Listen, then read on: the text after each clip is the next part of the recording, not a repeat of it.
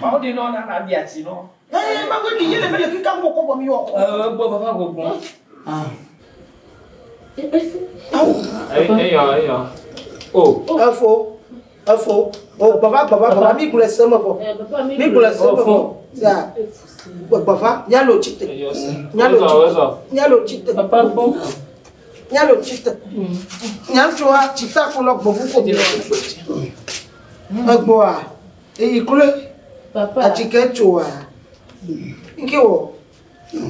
Papa. Bonjour. Oh, papa, amigo. Ouais, toi. Mon ouais. Ouais. Ah oui, moi. Bonjour, là où est ma vie? Ah, papa, ça, tu me papa, nous. Nous, comme papa, ouais, man. Afo makai.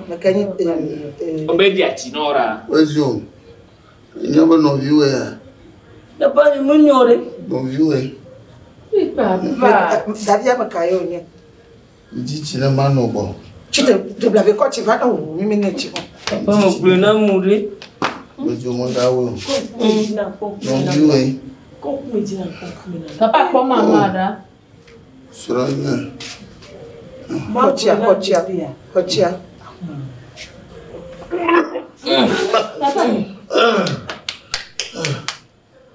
Machi kotale wanu ti kotere ji.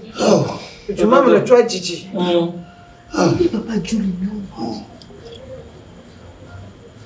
Mama, fio ya upo na mawia. Upo na mawo fore. Abo. Papa, Upo na mawo. Alo nyada wa no wa. Nyada wa. Apolonia. Atu cher. Papa. Un bronya mi po. Papa. Yo moteur. Laisse ta melo. Comment yo moteur? Papa we jinya daria. Papa. Enya bonya boa. Tei.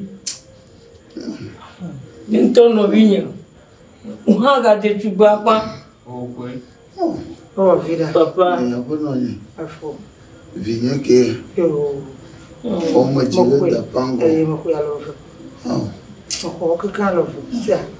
Non via ko ni ko fanya hamale. Ma ku avwe. Papa ka do. Ga to e. Fika ye valo ma fika le.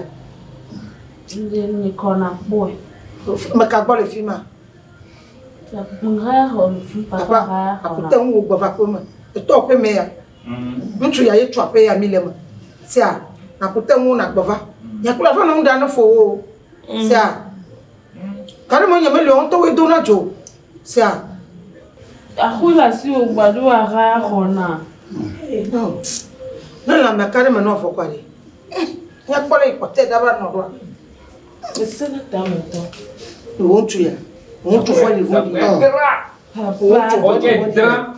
Nka ba si tu ya le gong na fo wane na. Ye be yibe kulo no via va fia nya je sia. Oh, papa. Nka ba do futu wa ina. Papa. Tu wa kulo nya na be na ni ba to. Hey, on sana to papa ko ina ntina be cho.